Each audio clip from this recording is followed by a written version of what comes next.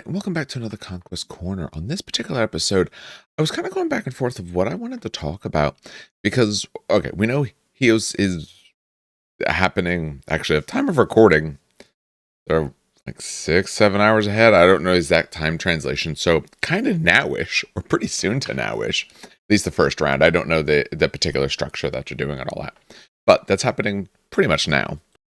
And we also know that once it's done is when we're going to get some rules updates. Now, we don't, as far as I know, I don't think they've said exactly when. I mean, it could drop later this week, or it could be next week, or maybe they take a week off. Maybe they do a discussion to talk about. I don't know exactly when. So, when trying to figure out what to do, I wanted to avoid doing deep dives, or we were gonna maybe record a game today, but one I was a little bit tired for it, and also we might record it, but by the time it comes out, the rules update might have changed, and maybe something drastic has changed, and now the battle report just looks kind of weird. So I wanted to avoid those sort of things. So I don't know exactly how I'm titling this, but essentially I want to talk about the health of the game. Specifically, I want to talk about in reference to the 16 lists without going through them the way I know other people have done it. I know I did for some of the lists. I'm probably not time wise. I don't necessarily think I'm doing it necessarily for the others. Maybe I'll do something to kind of discuss them. But a lot of people kind of broke it down. And I think in the other one, I talked a little bit about my thoughts on the other list, especially like, 100 Kingdoms was a bunch of horses. I absolutely love that. And we'll be talking through some of those things. But specifically, I want to talk about the health of the game, the way things look based off of these lists. Now, the idea of this is that these particular lists are made by, okay, let's, just put it out there, good players or potentially very good players, because this is an invite sort of thing. You had to do well, earn points, you had to win or get very high levels in events. So these are, good players who have made lists going to a very small niche thing, knowing that everyone you're going against is also a high quality player. This isn't necessarily the thought of, say, a Adepticon or an LVO, where you might be one of multiple hundreds. So you try to build a really good list, and there's some people who obviously are near the top at, say, 40K, wherever the game is. But like everyone else, you're building, you're having fun. Maybe you bring like a weird list out, maybe this anti-meta, like a sort of destroy list. No, these are 16 lists that these people are trying to bring the best that they can, what they feel can help them compete and do the best with. So overall, it might be a small sample size, but the idea of all these people is that they are bringing what they feel is the strongest versions of their factions that they can come up with. Which means if we take a look at them as a whole and sort of analyze it from that level, we can get an idea of what does the competitive form of this look like. And then we can talk a little bit about where does that place the game in general. Now, as always, if you just want to play with fun stuff, play with fun stuff. Bring whatever you want. Bring weird and crazy lists. That's fine. But I personally do believe that health of a game does come from a bit of the competitive side. Reason being, if you just want to have fun, you can have fun. If you just want to bring whatever random stuff, I don't like this rule, I'll change it. In our play group, we don't play that thing that way because like it just misbalanced. We change it. That's fine. But if rules or factions or models or whatever those pieces are done well, then it will show when you try to build for a little bit more competitive as opposed to just pure base casual. I'm a strong proponent that if a game can function reasonably well competitively, it will absolutely function for casual at any level in between. If a game only works at the very casual level, then you're going to start getting disconnects. Usually what that means is there's some really bad balances. That means take a Song of Ice and Fire from the past. At one point, Night's Watch was absolutely nuts. So they had to institute some rules in the game because of what the things that Night's Watch could do. I used to play Targaryens. I play a little bit now too, but I used to play dragons. Dragons were a spoiler. If you brought a certain factions and I played dragons, you're not winning.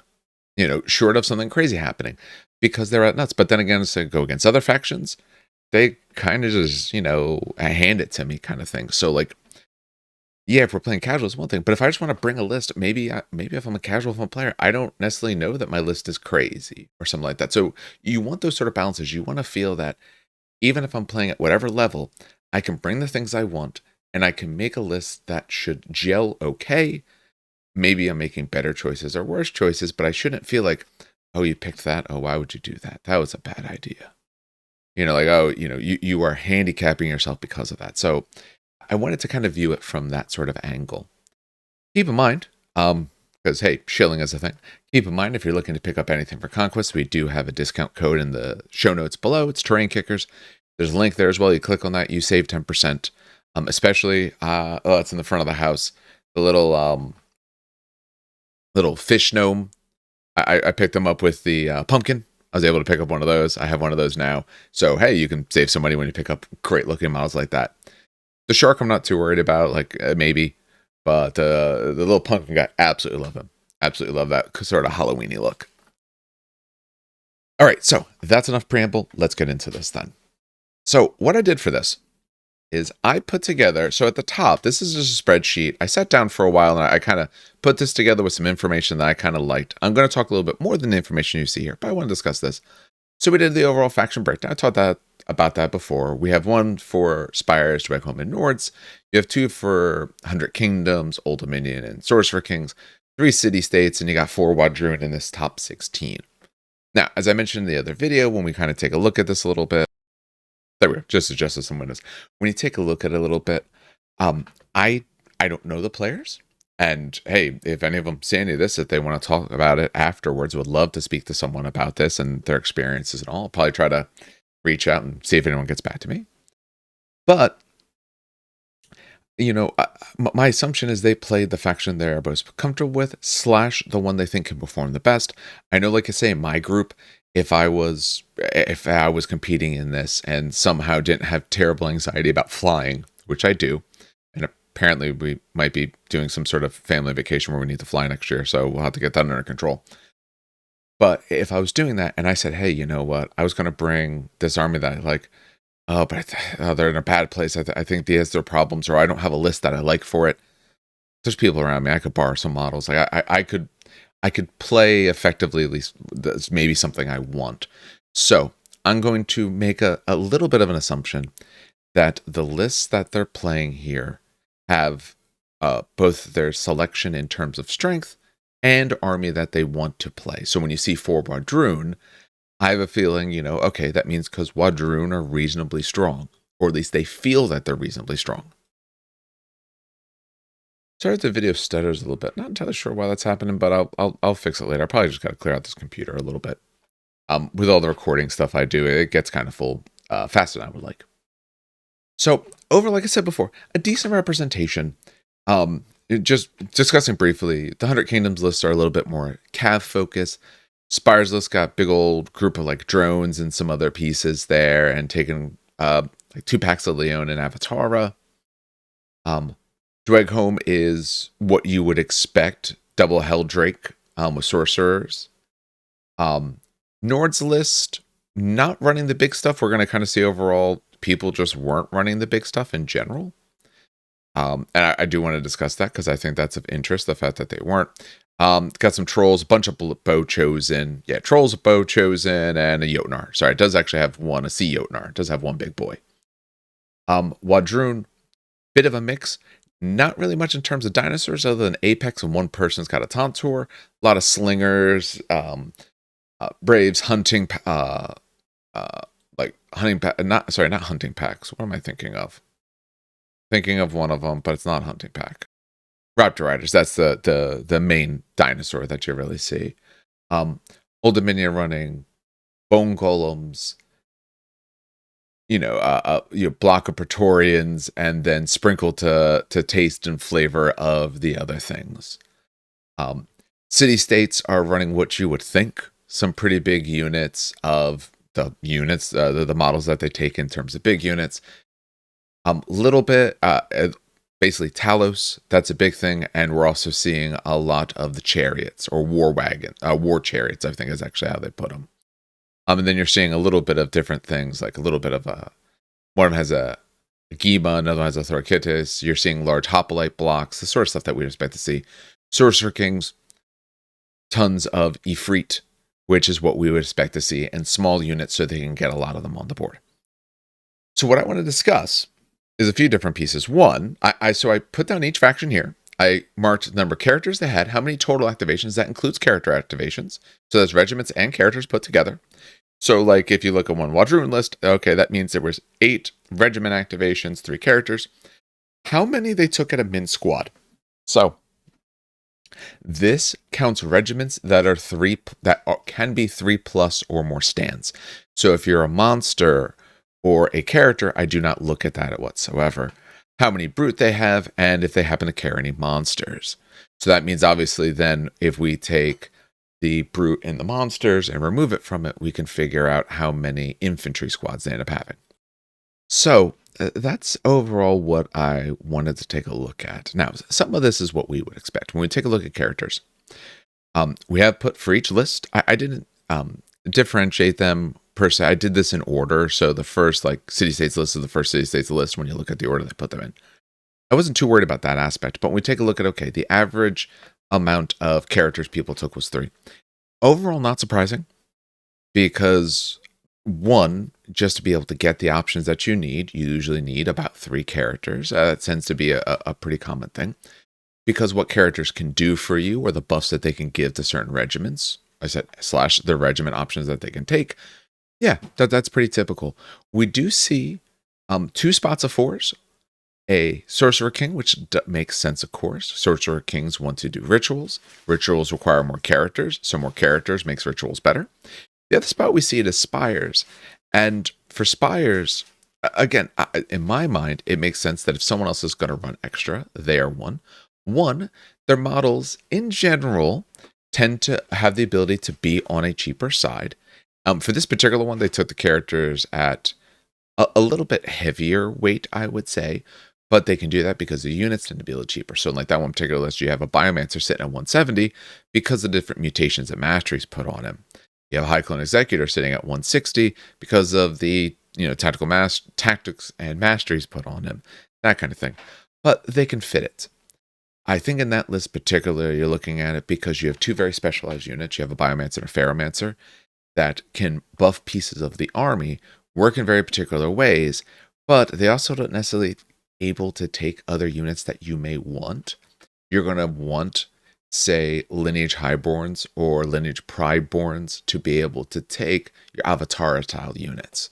So, not too surprising that there are the other list that did that as well. Maybe a little bit surprised no one else did.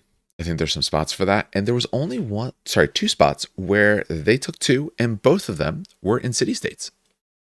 Now, city-states, I think, are, at least currently, a faction that can get away with this. When we look at both of those city-states list, we see that if they're running only 2 characters, so the one that ran more characters ran the 2, but also ran a Mechanist. But otherwise, they took an Aristarch and a Polmark. Not too surprising. Obviously, one, they're both good characters. They both add quite a bit with their battlefield tactics and all. Decent supremacies, depending on which one you want to actually use as your warlord. And between mainstay and restricted, they effectively take everything. I'm not sure if there's anything in particular they missed. Taking a quick look at it with both those things, I don't think so. I think they grab like every option. But as we'll talk about it, the things that people wanted, they absolutely take. And the things that might be more like locked behind. So if we take a look at, what sounds up, say Inquisitors. Neither of them take Inquisitors.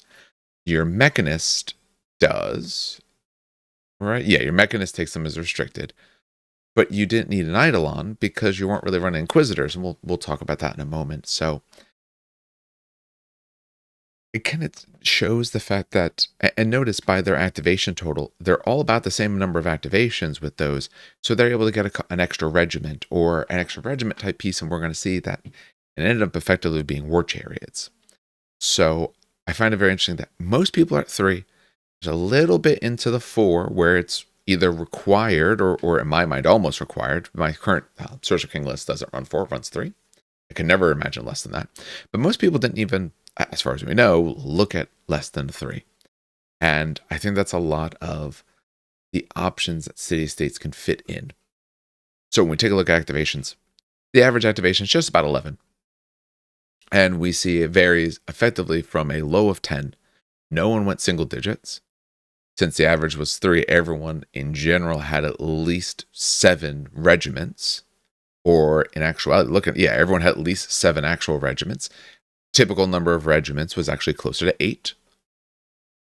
But they went from 10 to up to 14. Now, the Spires had a 13. Again, Spires can take some cheaper type units. Not that they're always the cheapest units. I mean, yeah, your 100 Kingdoms militia can potentially get cheaper than it. But they do have some units that you can stack a decent amount onto and still keep them pretty cheap. You're taking drones or clones kind of thing. More so drones, perhaps. But they had a 13. You're seeing quite a bit of 11s, a couple 12s. But again, the spot of interest to me is that spot in the Sorcerer Kings where they went up to 14. There's something to be said in this game of, do you want, and I think this gives us some ideas here.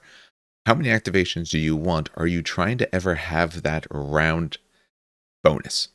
So in the round, you have the extra +1 or -1 to help determine the fate of what's going to happen.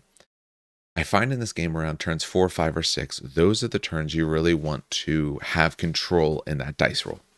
Maybe you want to be going first, especially save turns 4 or 5, maybe 5 or 6, I should say. Kind of always want to be going first if I can, because I'm at the spot, we're close to each other.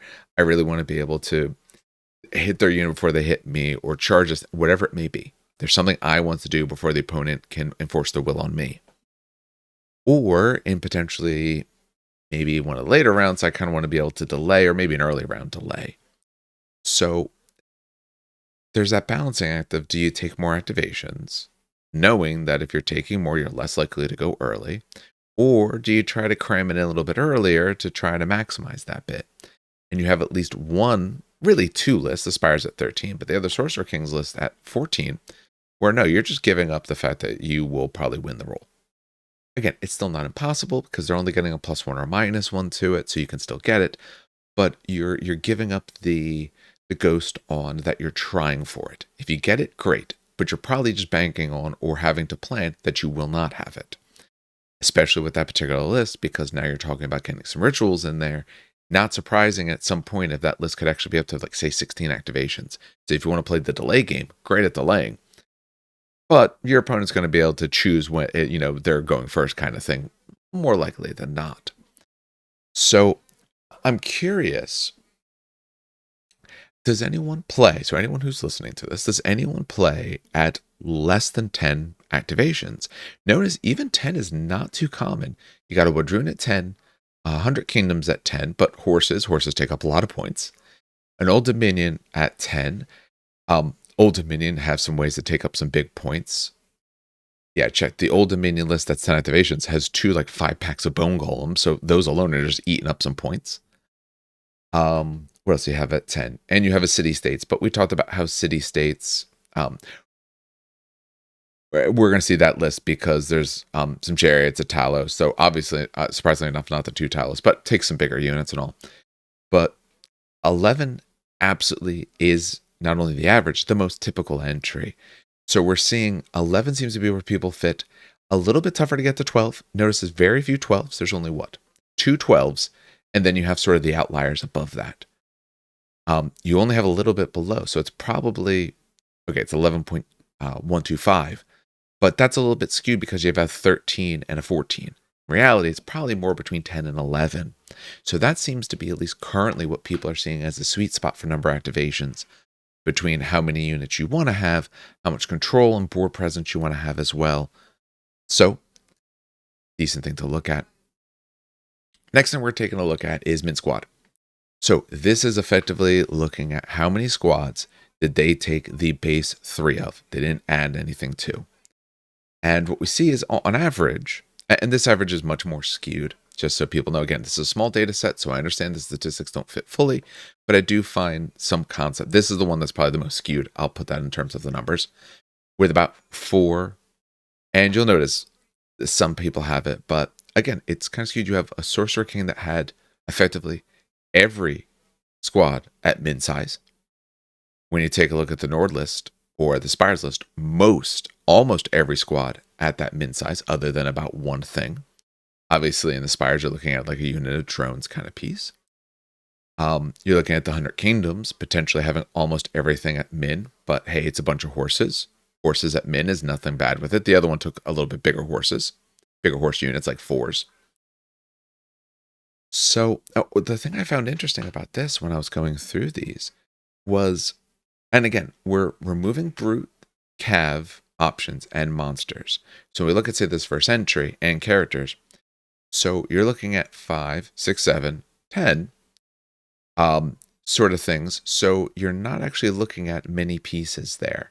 Oh, and when we count it, so we are counting cav if they took a min cav or min brute. We're just not counting the monsters. My apologies. So if you remove 2 monsters and 3 characters, that leaves 6 potential activations, 2 of which were min. And we can go down the list taking a look at any of those. If we take a look at the Dwag list, remove 5 out of 11, so 6 that could be, and 5 out of the 6 did min. So that's actually probably maybe a little bit more of a thing to look at, is how many could they min and what do they have as min. Okay, so actually I just edited this and put this in. So actual amount of squads, regiments that they took as min, and how many were possible. So 2 out of 6, so on. What I find interesting, like I said, we talked about Sorcerer King's list that took all pure min. We can take a look at 100 Kingdoms list, which took almost all pure min. Same exact thing when we look at Spires, all of it in terms of the Nords. We can see at least for one of the city-states list, they really didn't min it. The city-states, if you notice, don't really min at all. Again, we're throwing out the chariots. Actually, in those cases, my apologies, I should remove the chariots as well. So they took that, they took 2, and they took that. Okay, because again, I don't want to consider chariots. You essentially, the way they're taken is as multiple, but then they're split separate. So I'm thinking about it that way. But we see in their cases much less min compared to the typical amount of others. I did a video in the past about how many models to take in a unit, and what you will find. So this is sort of what the stats show us. What you'll find if you actually analyze it is that in essence, when it's a shooting unit, they were more often, if there was a min, they tended to be the ones that were sitting there or close to there. And if you were the close combat unit, they tended to be the more of 4. You did see some spots of things going up to 5 or 6, like the Bone Golems were 6. One of the units of Hoplites, I think, was a 6 or an 8. So you did see some big blocks. But the typical entry we kind of saw was your shooting unit sitting at 3s, your combat unit sitting closer to 4. Some of them going up.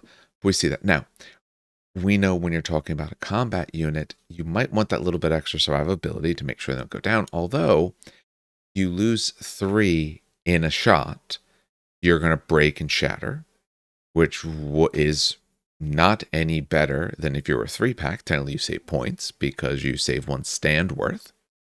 However, because of what many people are doing, taking small-ish squads in general, or no giant monster, not tons and giant monsters, and all, we'll get to that in a second. Maybe people just found it was less likely that people were taking out 3 stands worth of them. Or, oh, if they could do that, they could take out however many, take out 4 anyway. So I might as well go for that little bit more. For spots where people really wanted to try to push that envelope, that's when you started seeing the 5 or 6s. Either one, because they're reasonably weak things, like drones and stuff like that, so you need a lot of them to stick around. Or because you want to be able, they are the anvil part, to be able to take a sizable hit and still have fighting effectiveness. Like when you take a look at the Praetorians or the Bone Golems kind of pieces. Or Hoplites as well. Not the Hoplites necessarily hit the craziest amount, but you take a giant unit and they work very well for what they're doing. So we're seeing that in general, people are taking a little bit more than min, although in certain spots, especially if they're running a little bit more characters, then you're looking at they are minning most things. So they're finding it more important to get more of those activations than they are to take a bigger unit. That's not surprising per se.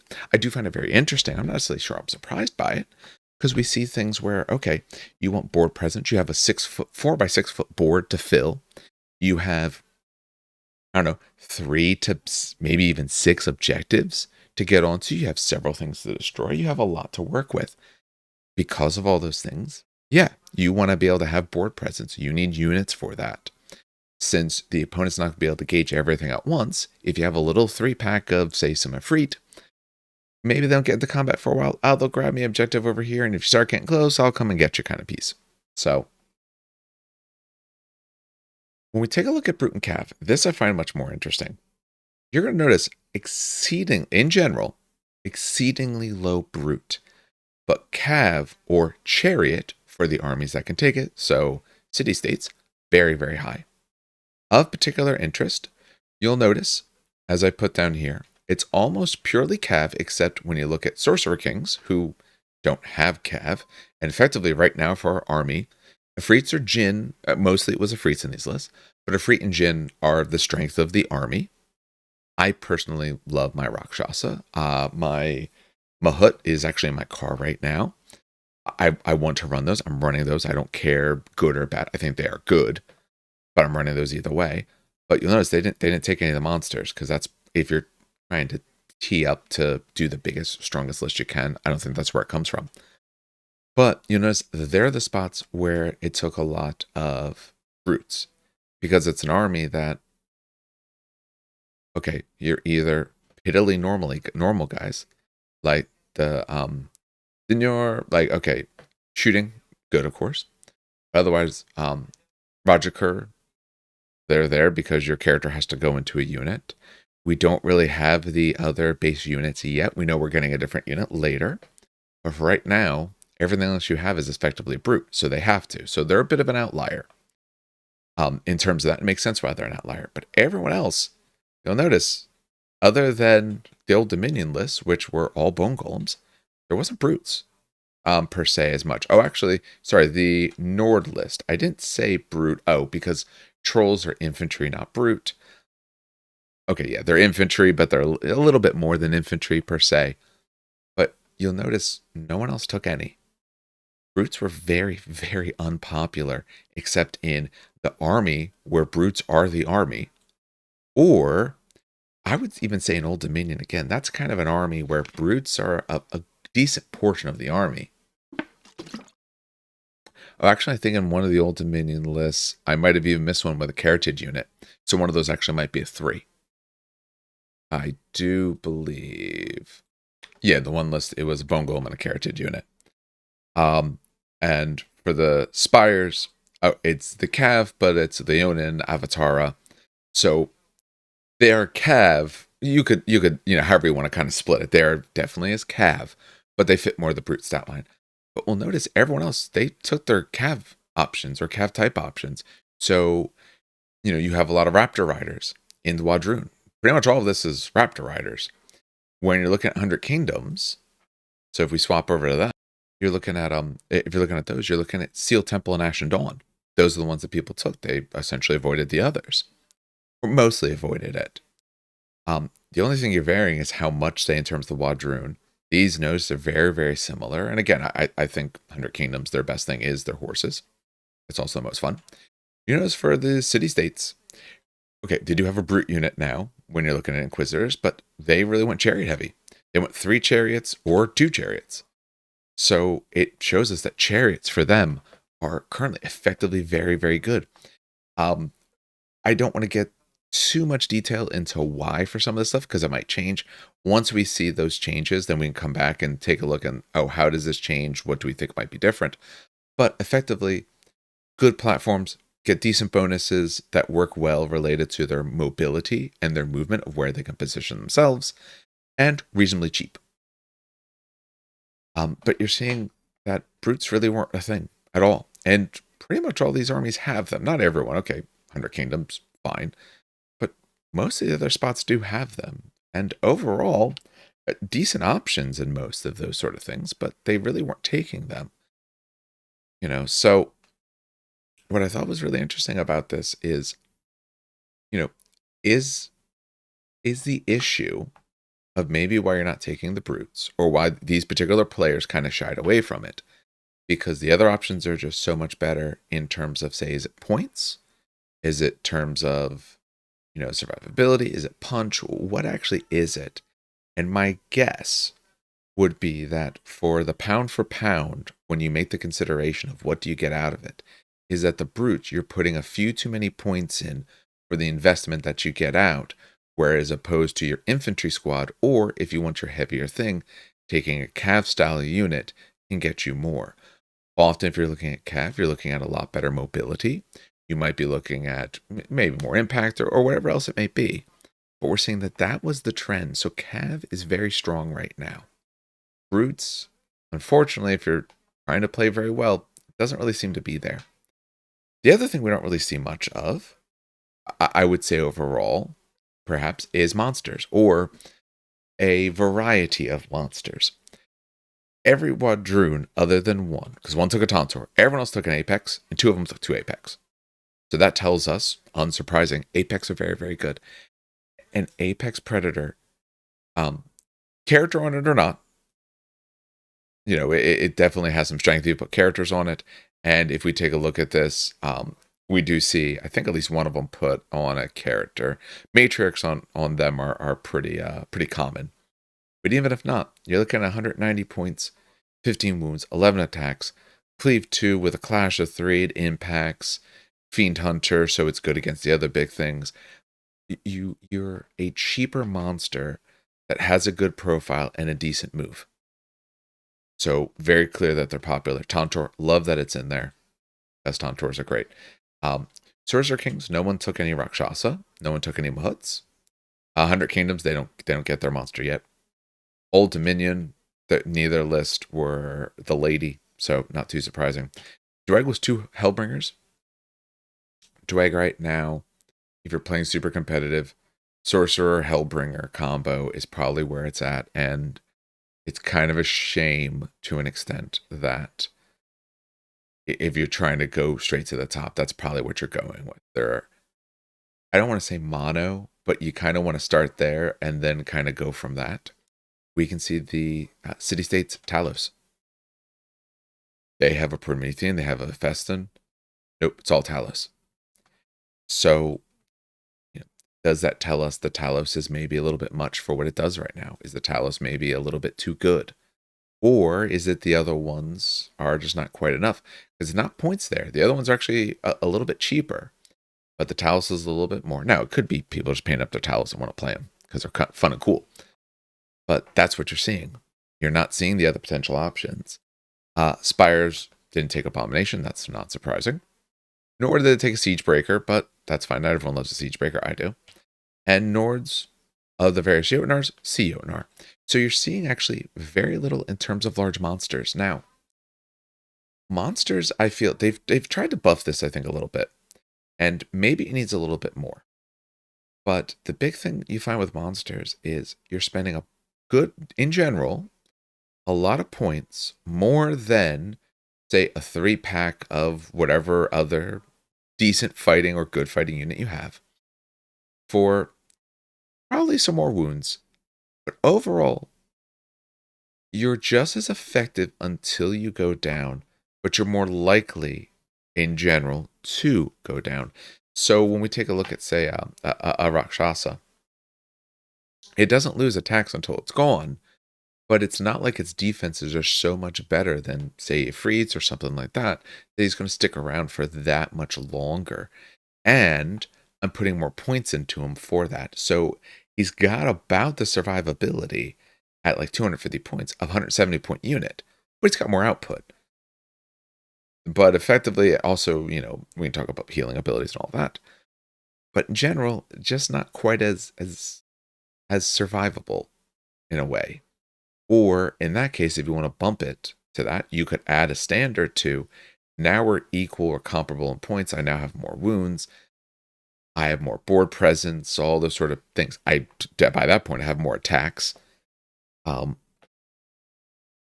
like I said, you're seeing Talos and Apex. Those seem to be the strengths in their respective lists in terms of when you're taking something big. And otherwise, you see a good bit of avoidance other than, like I said, the Dweg with the 2 Hellbringers. So what does all of this mean when we take a look at all of it? One, I went through this because I like the idea of doing this. I like the idea of looking at what did people think was good? What is the sort of thought of what is the best to take? And what you find in general, the best is you're looking at 3 characters. You're looking at making sure to have about 11 activations. Don't dip below 10, but ideally about 11. A mix of squad sizes, but you're kind of steering clear of your brutes unless you're very particular factions. And you're probably not doing much in terms of monsters unless there's an Apex, a Talos, a Hellbringer, or for flavor. If your goal was to play at super high level competitive, it seems like for the most part you're avoiding your monsters and you are not taking your brutes in general. And so I don't want this to seem doom and gloom. I think the game is in a great spot. I'm so excited to see what changes they come out with. What I'm hoping to see, though, is a little bit of something for some of those monsters and a little something for the brutes because it just looks like they weren't exceptionally popular. Now, again, this is 16 lists. This is a small sample size, but it's a decent one to kind of pick over the bones of because this is a very competitive style event. So this is people who are looking at lists to say, how good can I make this idea? How can I make sure I'm going to compete well? And if, insert brute unit here was really good, felt like a nice option. Say, because I have it on right now, the city states on my other screen. Say Inquisitors. Inquisitors were super big and awesome. You'd see more of them. And I think, yeah, in the one list, it was 2 chariots and 1 Inquisitor unit. But if they're really good, you'd see more. You'd see Minotaurs.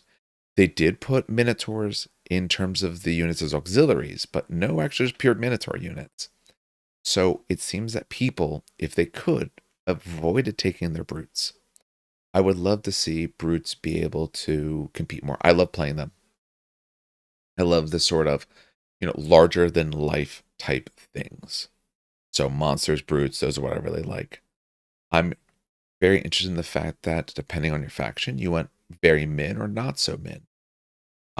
I like where that is at right now. I like that there's a bit of a trade-off there. That you could want just more regiments, more activations, or less. But it does look like when you're putting this list together, you got to make sure you don't drop below about that 10. And realistically, you probably don't want to drop much below the 11 unless you have a really good reason.